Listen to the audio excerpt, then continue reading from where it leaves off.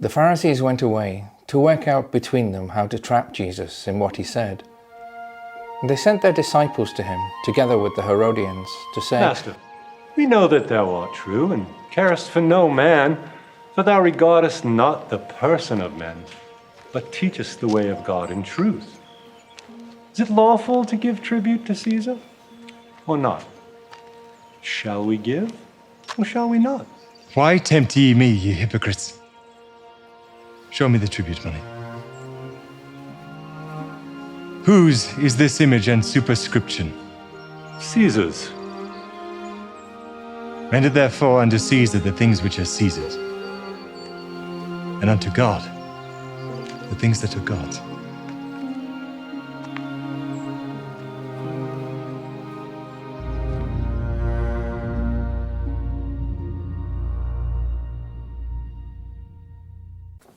"Can't you ground someone who's crazy?"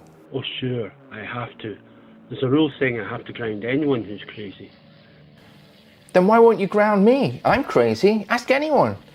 They're crazy. "Then why don't you ground them?" Why don't they ask me to ground them? "Because they're crazy, that's why."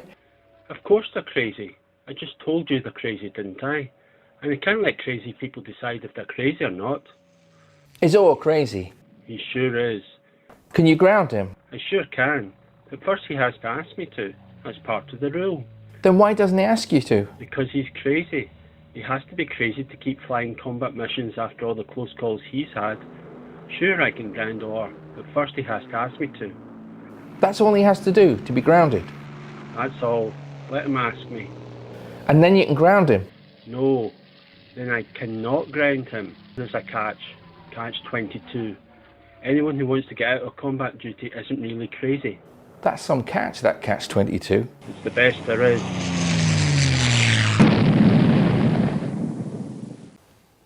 That's some catch, that catch 22.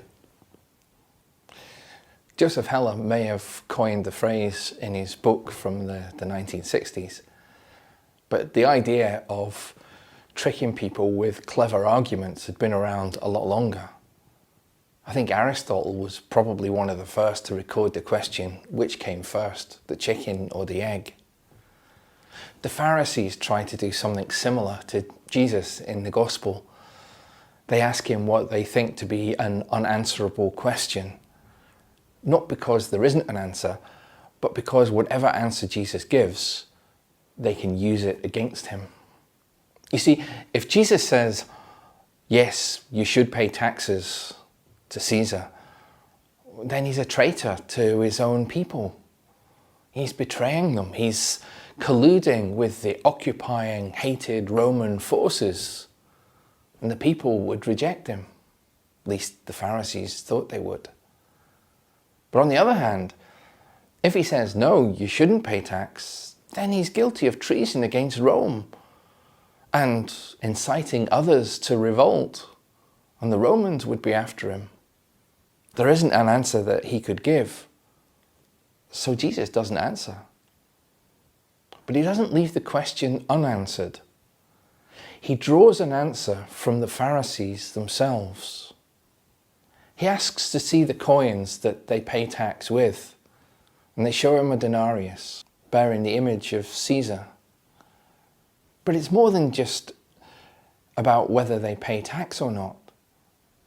It's about where their loyalties lie. They submit to Roman rule, Roman authority.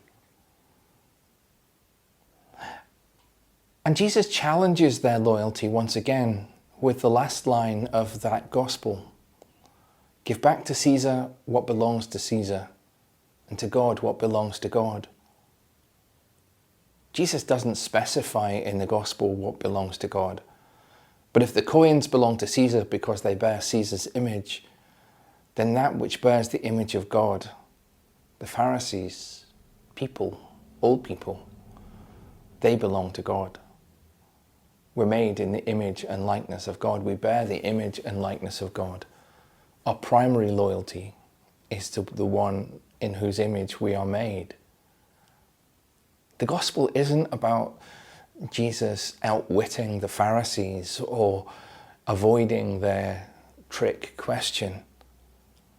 It's about Jesus challenging their loyalty, their priorities.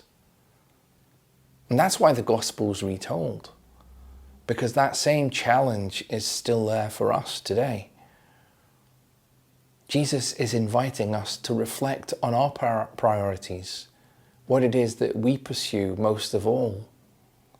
Is it wealth? Is it popularity or success or career? Or is it God and the things of God's kingdom?